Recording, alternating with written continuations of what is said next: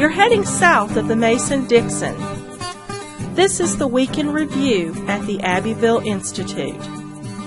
Here is your host, Brian McClanahan. Welcome back to the Week in Review at the Abbeville Institute. This is your host, Brian McClanahan, and this is episode 112, covering the week of March 12th through March 16th, 2018. Glad to have you back on the program. Glad to be here. We want to thank you for listening to the Abbeville Institute podcast, and we want to remind you to follow us on Twitter at Abbeville INST. You can like us on Facebook at Abbeville Institute, and you can subscribe to our YouTube page. Just go out and look for Abbeville Institute, where we do upload this podcast, as well as videos from our conferences and other material that we may be producing. Also, remember that the Abbeville Institute exists on your generous contributions alone, so go on out to abbevilleinstitute.org, and at the top of the page, you'll see a little tab that says Support. Under that, you'll see Memberships for Individuals. Click on that button, and you'll find all of our membership options from students as little as $3 a month or $25 a year, or non-students as little as $5 a month or $50 a year. You can support the Abbeville Institute, which supports this podcast, our website, our programs, all the things that we do, and it is tax-deductible to the full extent of the law. Also, while you're at abbevilleinstitute.org, give us an email address. We'll give you a free ebook, Kirkpatrick Sale's Emancipation Hell, and you'll get on our email list, which gets you our daily dose of Dixie, Monday through Friday, and our weekly email on Saturday or Sunday, which includes a link to this podcast. Also, you can download our app. Go to your favorite app store and search for Abbeville Institute. You will find the app there. Click on that, download it, and you've got a mobile application to listen to this podcast, all of our lectures, and also link to the website.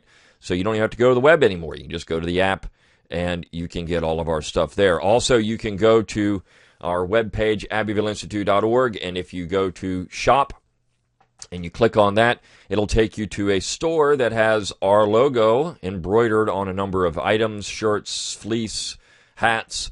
So go out and get an Abbeville Institute inspired shirt, and you can wear that around and advertise the Institute that way. Okay, a lot of stuff going on this week. Again, thanks for listening to the podcast, and please share it around with your friends. Get them interested in the Institute and what we do, try to spread the word that way. But this podcast is a way for us to reach other people besides just a traditional website. We have a lot of good stuff on the website as usual. We have, at this point in March, the middle of March, we've got well over 1,000 articles on the website and over a couple of hundred audio lectures, all for free. So it's just a great resource, and something that everyone that admires the South and the Southern tradition should be reading or listening to. And we had 5 great articles this week, and we're coming up, I think it's next month, is our 4-year anniversary of the relaunch of the website. April of 2014 is when we relaunched the website. So we're coming up on that 4-year anniversary. It's really exciting.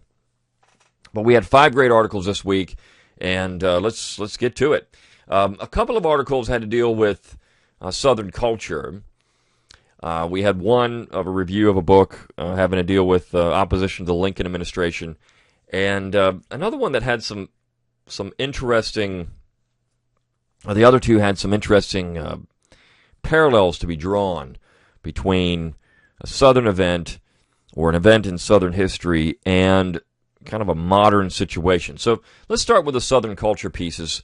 The first was on Monday by Tom Daniel, entitled "Sacred Harp Singing," and we ran an article on this before years ago. It was one of the first articles that I wrote for the website, and it was entitled "A Rural Southern Easter," and it talked about Benjamin White of Whitesville, Georgia. At least ultimately, he's originally from South Carolina, then settled in Georgia in a place called Whitesville, Georgia, and he wrote the Sacred Harp book, right? The hymnal for the Sacred Harp Singing. And the Sacred Harp Singing uses what's called shape note singing. And so people didn't actually have to learn to read music. They could just read the shapes, and that created a tone.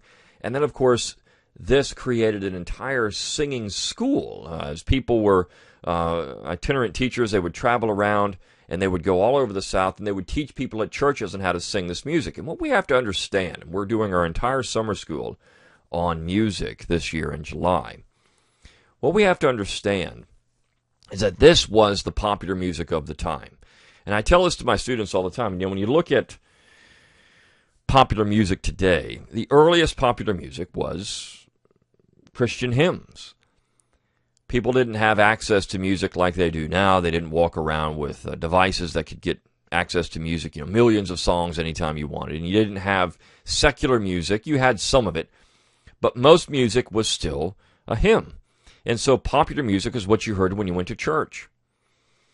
And of course, as the Great Awakening moved south, it brought a lot of things with it, but one of the things it brought with it was this dedication to these hymns. And the Bay Psalmbook, as Tom Daniel points out, which was published in 1640, represented the very first book published in the New World, and it contained 123 psalm tunes.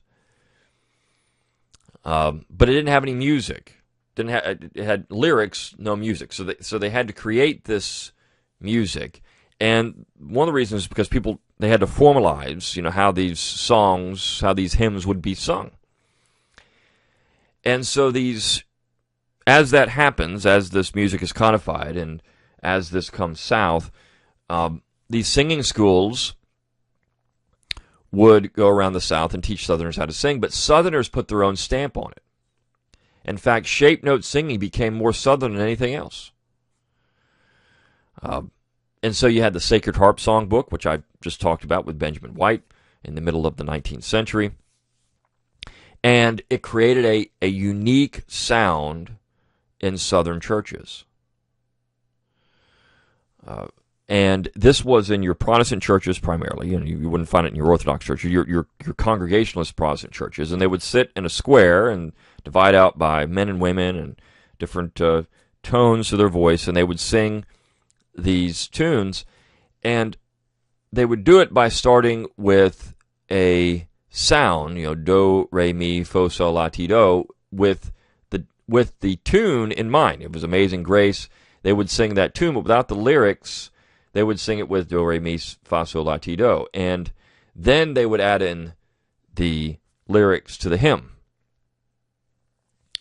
And so it created this very unique type of Southern sound, which is still, they have shape note singing conferences all over the world, in fact. Not just in the South. They have one in Texas, but they have them in Ireland and Wales. So this is a very unique part of Southern culture. And as Dr. Daniel concludes, he says, the sound of a Sacred Harp performance is unmistakable. The tone is bright and crisp, and the volume can be deafening. Don't forget the same blood responsible for the Rebel Yell all those years ago is still flowing through the veins of Southern Sacred Harp singers today. Once a choir director asked me why the Sacred Harp singers use such a redneck and hick twang when they performed, and I replied, because they're doing it right. That's important when you think about a lot of things with the Southern accent and Shakespeare. We've talked about this on this podcast before, but Shakespeare spoke Southern. He spoke with what we say is a Southern twang from where he was in England. The regional dialect of the time was very much like the Southern accent, and so if you speak with a Southern accent and you read Shakespeare, you're doing it right.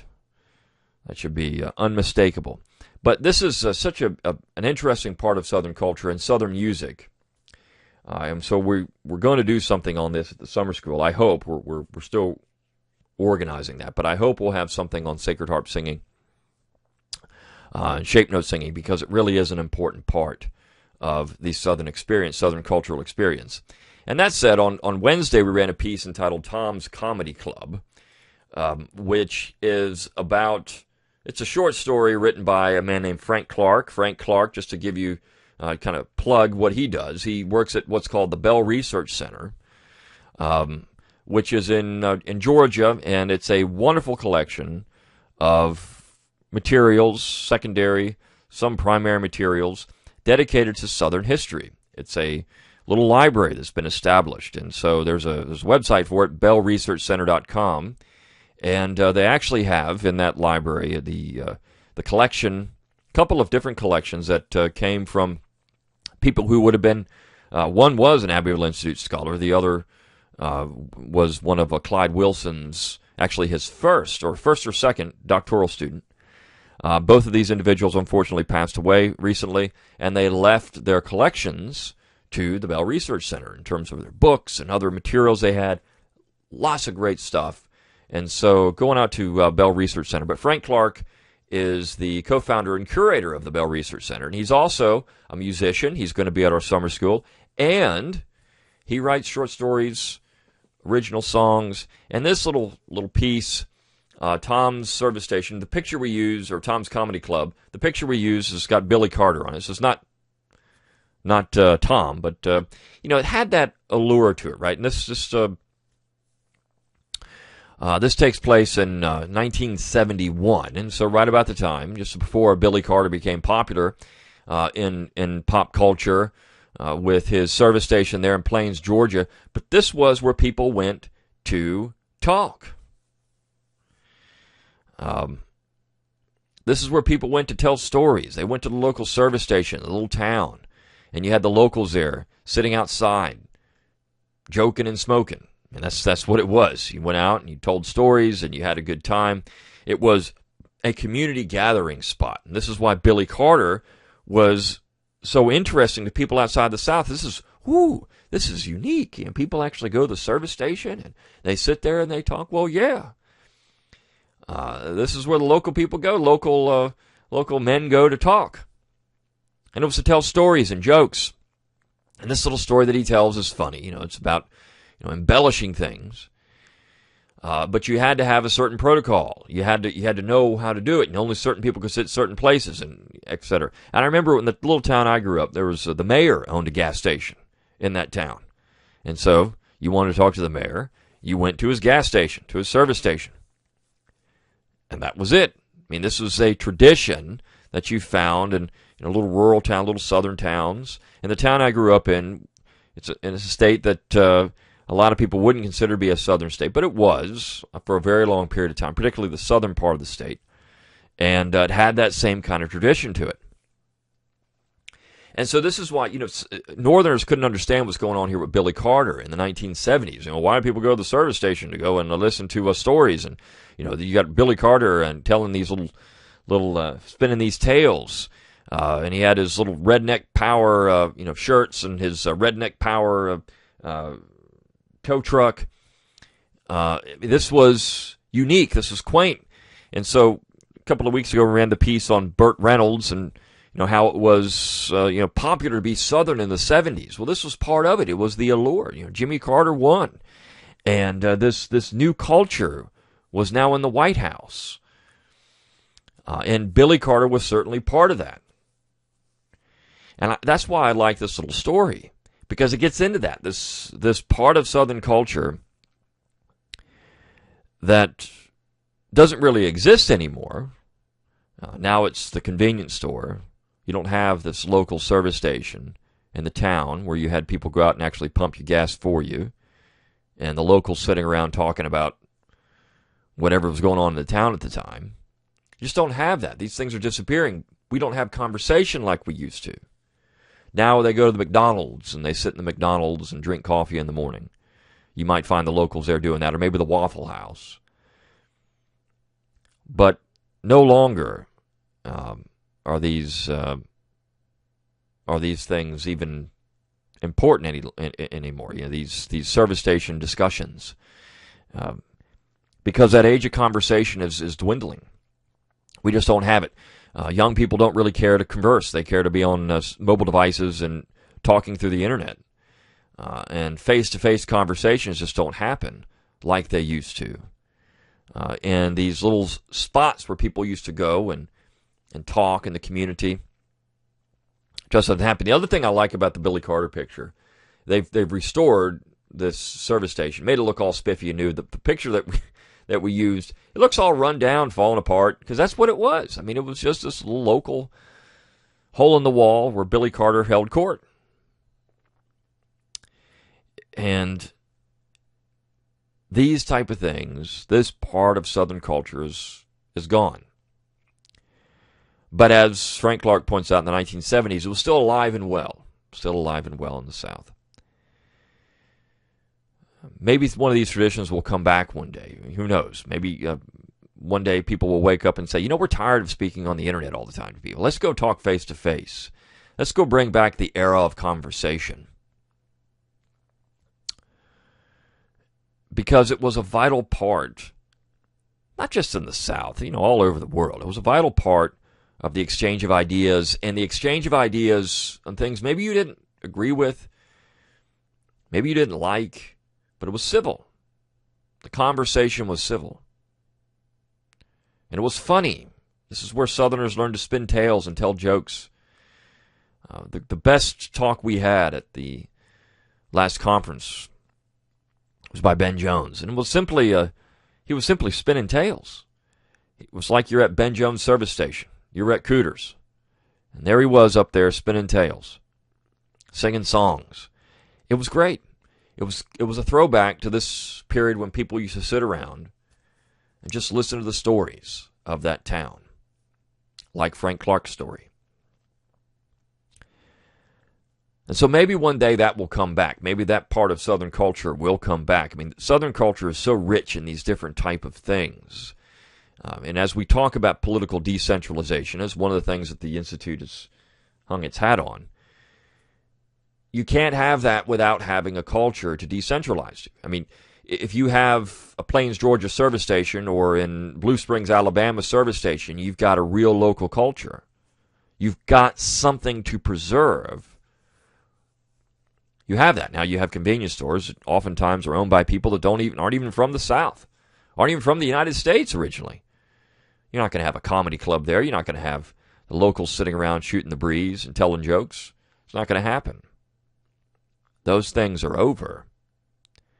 But in the 1970s, you still had it. So, maybe one day that will come back. It's hard to imagine. Now they just, again, go to the McDonald's, which probably, a lot of the McDonald's are locally owned, but maybe not. Going to have robots in there, serving people at one point.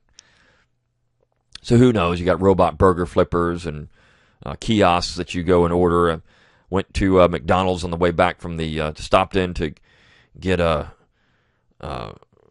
something to eat real quick on the way back from the conference, and they had people out standing in front of kiosks. So you didn't order with the people, you ordered with the kiosk. And these kiosks are now going to replace workers. Who knows what's going to happen in the future? But certainly this conversation of the South needs to come back in some way. Maybe not the filling station, but somewhere. And that part of Southern culture, if we could have anything, from this, it would be that era of conversation. Now, that said, bridging into the couple of pieces, or the three pieces, a little more political, it's also cultural in a way. But first, the last two pieces on Thursday and Friday, the piece on Thursday and Friday, the piece on Thursday, Cali's Civil War by Michael Martin, and then Parallel Lines of Division by Jack Marquardt, who is, again, our resident scholar in Japan. I love these pieces because it does something it makes you think about American culture and Southern culture and the dispute between North and South in a broader context. We often just think about the war in 1861 to 65, and that's unfortunate when people think the South is just tied into a 4-year period of Southern history. The South is 400 years of history, and this is why we do things like Sacred Harp singing and Tom's Comedy Club. But the piece on Friday talks about the creation of the Mason-Dixon line and how this was a dividing line between Maryland and Pennsylvania, Delaware and Pennsylvania, and that symbolized this divide between North and South. And he talks about how he calls it parallel line division. He talks about the Korean War and how you had this parallel created between North and South there and how tense it was. But it was the same thing with the North and the South in the 18th century. In the 1700s, when that line was drawn in the sand, so to speak, and marked with stone markers, this was a dividing line, not just politically, but culturally. And everyone recognized that's why we had Dixie. I mean, you're in Dixie because you're south of the Mason-Dixon line. It's such an integral part of what made the South the South. You're south of the Mason-Dixon. And that line of division symbolized more than just a political division between the Pennsylvania colony and the Maryland colony and Delaware colony, which Delaware didn't really become an independent part from Pennsylvania until 1776, but certainly it was south of the Mason-Dixon. That line symbolized more than just a political divide. It was a cultural divide. And when Lincoln promised to save the Union, quote unquote, and invade the South, he was invading another culture, another people, culturally. A culture that was broader than just their labor system.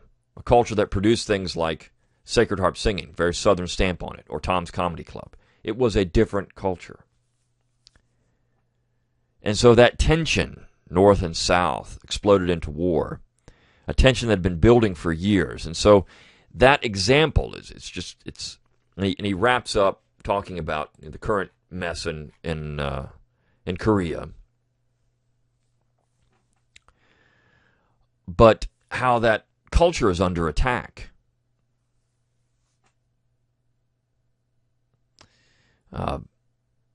And he says it here. He says near the end, he says, following the cessation of hostilities in 1865, the undeclared war between the states was concluded without even the pretense of a formal armistice or treaty of peace, merely surrender and occupation.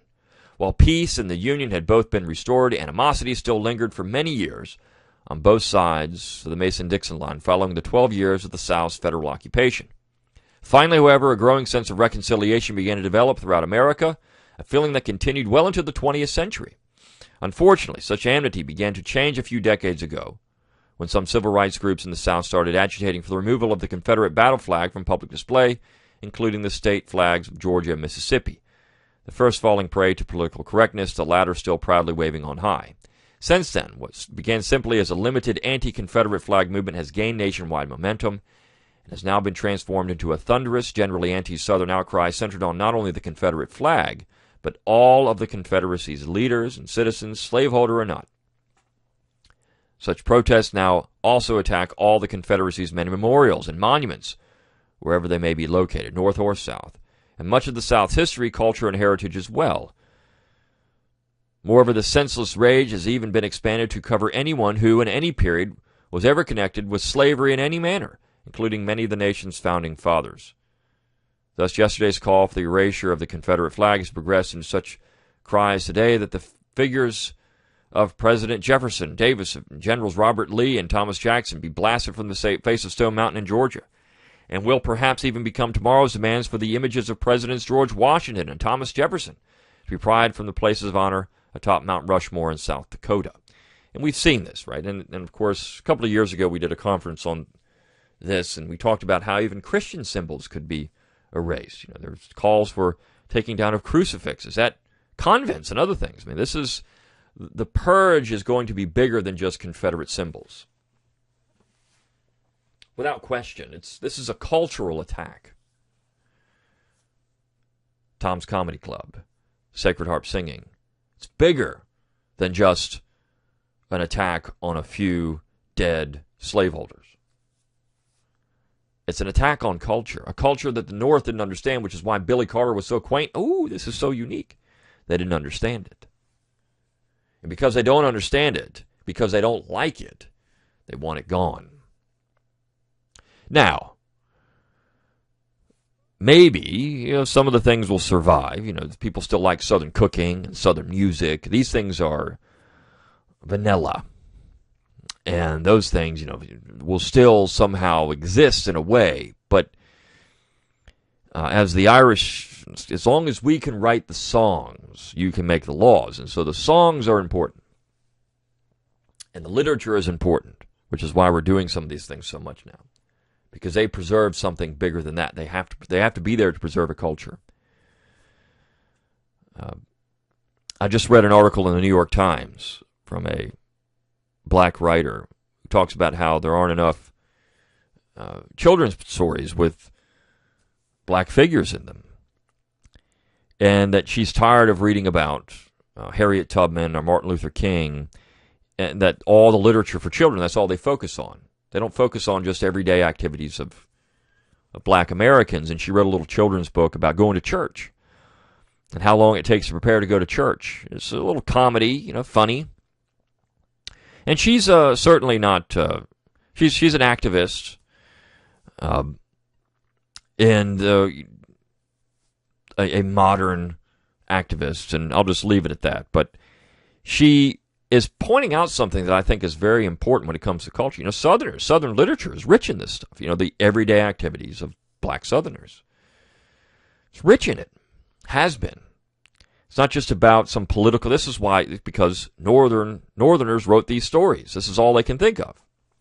It's not about real culture or people. All they can think of are these little stories about politically correct black leaders in American history. But they miss the culture. And so she started a little children's press that focuses on black writers and figures, but just with real everyday culture. And she brings that up.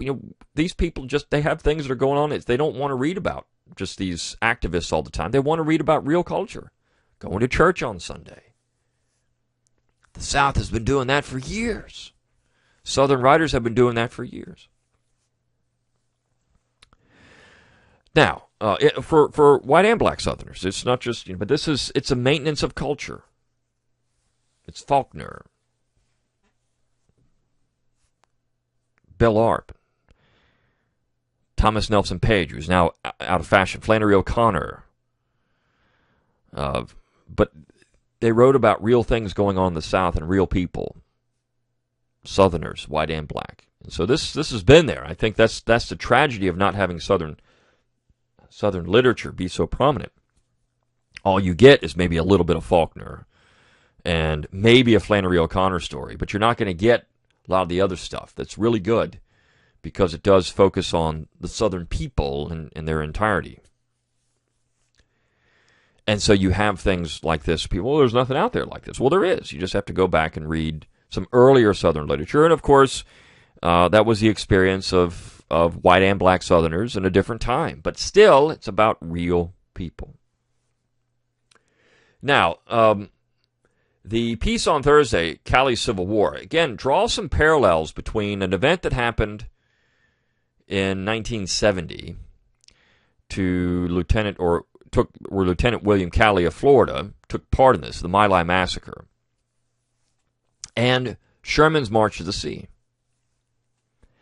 And it was this debate over what to do with Lieutenant Calley. He was charged and convicted of killing Vietnamese civilians.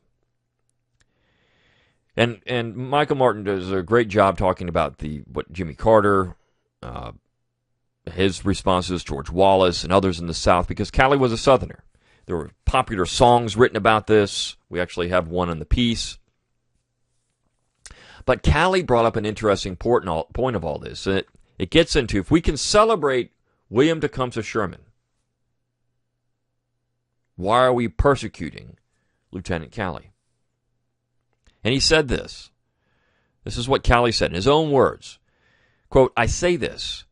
If this were 100 years ago, if I were a Union lieutenant, and if Sherman told me, kill everyone in Atlanta, I guarantee I would have to. I once got a letter on my lies saying, my God, why are the Yankees upset? It is said in the Civil War the Yankees were up against guerrillas too. All the South's men, women, and children were out to defeat them, the same as Vietnam. The people became guerrillas then and used unconventional warfare. But the North wasn't about to sit in its trenches worrying. Sherman ordered his men to burn, to kill, and as soldiers say, to rape, pillage, and plunder the South. And there was no stopping them. The tactic worked. If you're a Yankee, you'll tell me Sherman's great, and you'll put a statue of Sherman in Central Park. As for me, I'd hate to see a monument to Calley's March to the Sea." This is a very important point. Why do we celebrate William Tecumseh Sherman? He does. He has a statue in Central Park, New York. No one's clamoring to take that down. Sherman, the man who destroyed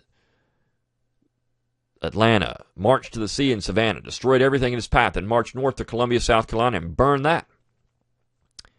The man who plundered across the West and killed hundreds, if not thousands, of Indians, American Indians. This man has a statue dedicated. This is the man that really instituted total war in the South and in the West.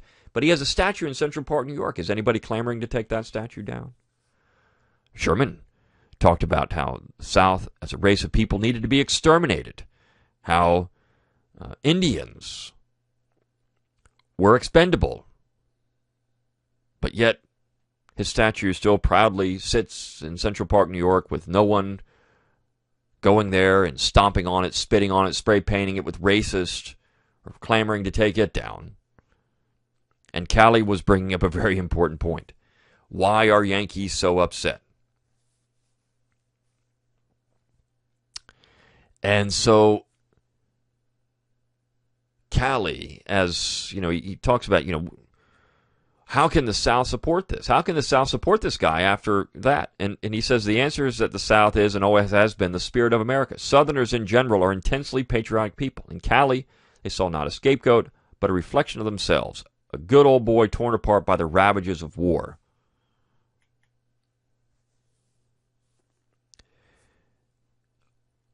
The total war tactics. The total war tactics, of course, were transferred in the American Empire to other parts of the world. Sherman unleashed not just hell in the South, but hell around the world. And Callie became wrapped up in that.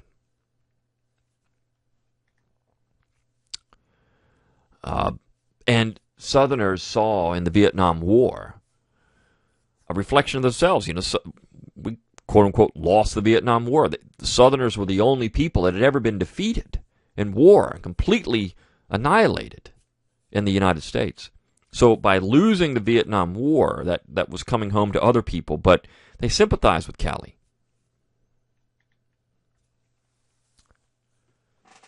And so at the end of the piece, he asks certain questions. Does the United States only involve itself in just wars? What are the real long-term consequences of Sherman's march and the total war tactics of the Civil War? Will the United States ever stop fighting wars and rebuilding foreign countries? These are just a few major points that make Callie's story important from a historic perspective. And that's true. So that's why this piece is really interesting and why we wanted to run it. Because it's a 20th century look at something that happened in the 19th century and the implications, the impact of that. Just like Mason-Dixon line did the same thing in the 18th century. The implications are there. And finally, on Tuesday, we ran a book review by yours truly of the book, Two Against Lincoln, Reberty, Johnson, and Horatio Seymour, Champions of the Loyal Opposition, written by William C. Harris. The thing I like about this book is that it's on a topic that's been neglected, really since the 1960s. The story of Northern opponents of the Lincoln administration. And people may even on Rush Limbaugh, he talks about Clement Vallandigham. That's the only person anybody ever knows. Of course, there are lots of other war opponents. James Byard of Delaware, who I wrote my dissertation on. You had these two individuals, Horatio Seymour and Reberty Johnson. Now, they were a little different. Johnson in particular, because he was a Whig, and he wasn't a secessionist. He wasn't a Copperhead. He wasn't a Democrat. He became a Democrat during the war because he hated the Republicans, and so he campaigned against Lincoln in 1864 quite vociferously, I might add. He was called Lincoln, danger to the United States. And so you have these, what Davis calls loyal opponents. They supported the war, but they didn't support Lincoln. Byard didn't really support the war. So, and neither did most of the Democrats, who were called Copperheads. They didn't support the war at all. They called for peace. Now, so did Seymour. So he was more of a Copperhead than Johnson. But this is a really interesting little book because he does give these men their due. The unfortunate part of the book is that his conclusion that, well, these guys were just shrill in their denunciation. He actually uses that word, denunciation of the Lincoln administration. They were using chicanery to dupe people into thinking that Lincoln was a bad guy when he really wasn't a bad guy. I mean, that's his conclusion. These guys, it's an interesting little part of history, and we should think maybe they restrained the Republicans from doing some more nasty things, but ultimately Lincoln was right. Ultimately, Lincoln was right. That's Harris's conclusion. That leaves you feeling a little flat after reading the book. This is the problem with Lincoln worship. It's gotten so bad that even when you go back and read, people are saying, Lincoln is doing some things that aren't right here. One thing he points out, and I didn't put in the review, is that when Seymour said during the war that, I've spoken to soldiers and they're not for the war, Harris says, I don't know what soldiers Seymour is pointing to, because you had all these soldiers voting for the Republican Party. But there was a book that was published by Jonathan C. White that got into that, and he says, wait a second here. There's a lot of manipulation going on in these votes. This wasn't necessarily true. And so Harris's conclusion in that way, criticizing Seymour for that, it's a little bit off. But the book is unfortunately about $36, so it's not a cheap book, but it is a valuable contribution to this growing field of Northern dissent. Of course, we had published our Northern Opposition to Mr. Lincoln's War, which was written by Abbeville scholars. You've got a 2000 book entitled Copperheads by Jennifer Weber, which kind of brought this back. But this is a growing field, and one that if somebody's looking to do something scholarly, there's lots of individuals to write about in this particular area that need more scholarly attention. So it's a nice book for review. Would I purchase it? Probably not. It's better just to check it out at a library. But it does have a couple of interesting characters that are pretty much unknown. Reberty Johnson, certainly. Horatio Seymour, people know more about him than Johnson, but certainly a worthwhile topic. Okay, so I hope you enjoyed this episode of the Week in Review at the Abbeville Institute. Until next time, good day.